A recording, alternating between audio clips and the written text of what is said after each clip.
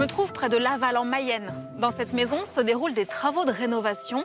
Jusque-là, rien de très original, sauf que l'entreprise qui les dirige est unique en son genre. Tous les salariés sont plus âgés que leur patron. Le patron, c'est lui, Maxence, 22 ans. Ce jeune peintre a créé son entreprise il y a 1 an. 5 salariés, tous en CDI. Lui a peu d'expérience, alors il s'est entouré de seniors.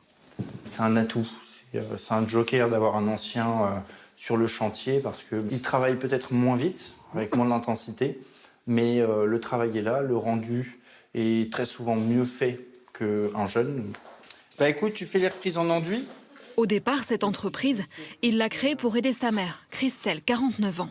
Après un cancer, elle s'est retrouvée au chômage.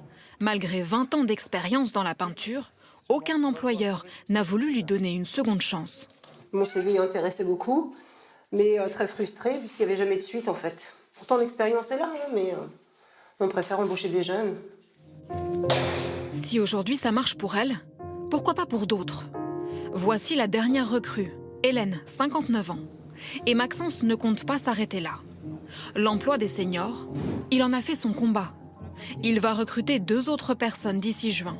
Les candidatures ne manquent pas.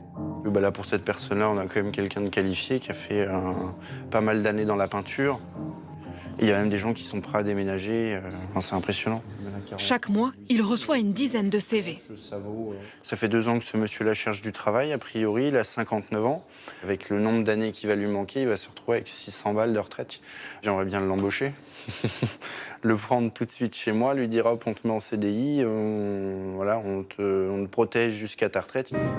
L'entreprise de Maxence se situe en Mayenne, l'un des 3 départements français qui enregistre pourtant le plus faible taux de chômage. Mais ici, un demandeur d'emploi sur 4 est un senior. À la sortie de Pôle emploi, ils ont tous le même discours. Étant donné qu'il y a beaucoup de jeunes à la recherche d'un emploi, on dit on ne va jamais avoir de place pour nous. Il y a encore du potentiel, il y a des choses à transmettre. Donc on n'est pas foutus, il faut juste qu'ils pensent à nous. Pourquoi leur CV reste-t-il plus longtemps sur la pile des demandes? Sabine est la directrice de Pôle emploi en Mayenne. Parmi les seniors, on va avoir des personnes qui se retrouvent au chômage pour la première fois. Donc on va avoir un travail important à faire pour l'accompagner dans le deuil de son emploi. Notre action aujourd'hui, elle est vraiment portée sur comment on accompagne aussi les entreprises à recruter autrement. Y a-t-il une peur de l'âge? Mon CV est-il moins intéressant avec 20 ans de plus? Entre 55 et 64 ans, seul un Français sur 2 travaille.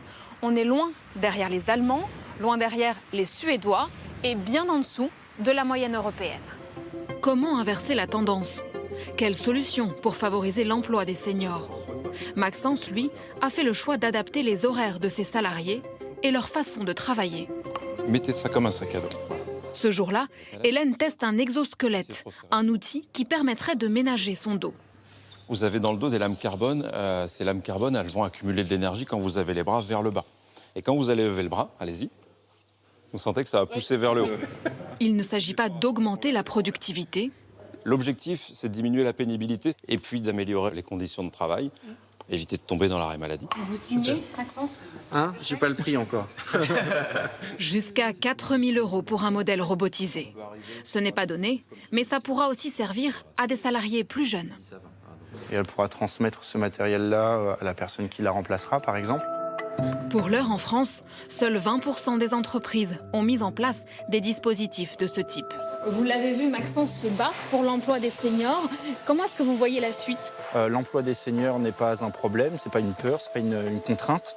Et puis montrer l'exemple finalement à toutes les autres entreprises. 1 an après la création de son entreprise, le carnet de commandes est déjà plein.